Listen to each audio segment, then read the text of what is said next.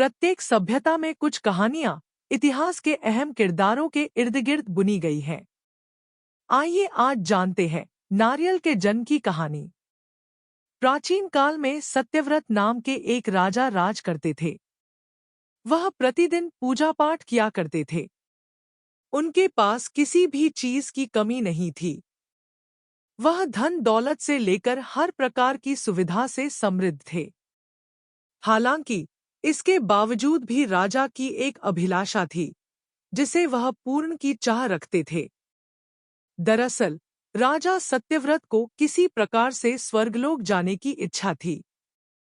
वह अपने जीवन में कम से कम एक बार स्वर्गलोक के सौंदर्य को देखना चाहते थे, लेकिन उन्हें इसका मार्ग नहीं पता था। इधर दूसरी तरफ ऋषि विश्वामित्र अपनी तपस्या के लिए घर से बाहर निकले। चलते चलते वह अपनी कुटिया से काफी आगे चले गए थे। काफी समय बीत गया लेकिन वह नहीं लौटे। इस कारण उनका परिवार भूख और प्यास से तड़प रहा था। राजा सत्यव्रत को जब यह पता चला तो उन्हें ऋषि विश्वामित्र के परिवार के पालन पोषण की जिम्मेदारी ले ली। कुछ समय बाद जब मुनिवर लौटे तो वे अपने परिवार को कुशल देख काफी प्रसन्न हुए। उन्होंने पूछा कि उनकी अनुपस्थिति में किसने उनकी देखभाल की। इस पर ऋषि के परिवार वालों ने बताया कि राजा ने उनके पालन पोषण की जिम्मेदारी उठाई थी। यह सुनकर ऋषि विश्वामित्र तुरंत राजमहल पहुंचे और राजा से मुलाकात की।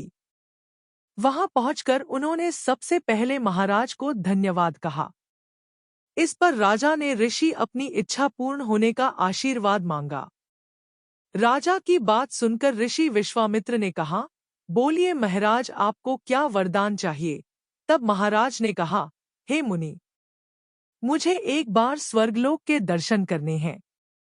कृपया करके मुझे वहां जाने का वरदान दे। राजा की प्रार्थना सुनकर ऋषि विश्वामित्र ने एक ऐसा रास्ता बनाया जो स्वर्गलोक की ओर जाता था। यह देख राजा सत्यव्रत बहुत खुश हुए। वह तुरंत उस रास्ते पर चल पड़े और स्वर्गलोक पहुंच गए। यहां पहुंचते ही इंद्रदेव ने उन्हें नीचे धक्का दे दिया, जिसके कारण वो सीधे धरती पर जा गिरे। राजा ने सत्यव्रत ने तुरंत सारी घटना ऋषि विश्वामित्र बताई।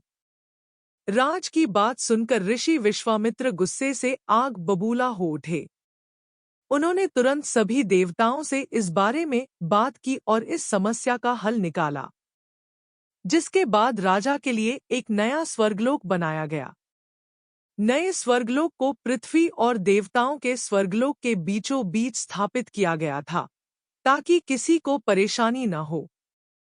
नए स्वर्गलोक से राजा सत्यव्रत तो बहुत खुश हुए, लेकिन विश्वामित्र को एक चिंता लगातार सता रही थी।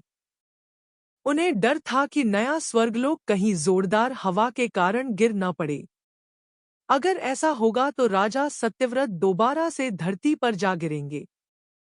काफी सोच विचार के बाद ऋषि विश्वामित्र को एक उपाय सूझा। उन्होंने नए स्वर्ग लोक के नीचे एक बहुत लंबा खंभा लगा दिया, ताकि उसे सहारा मिल सके।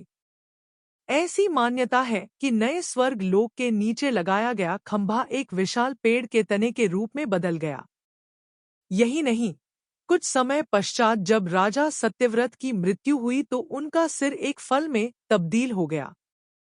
सभी से इस खंभे को नारियल का पेड़ कहा जाने लगा, जबकि राजा का सिर नारियल के रूप में जाना गया। यही कारण है कि नारियल का पेड़ इतना लंबा होता है।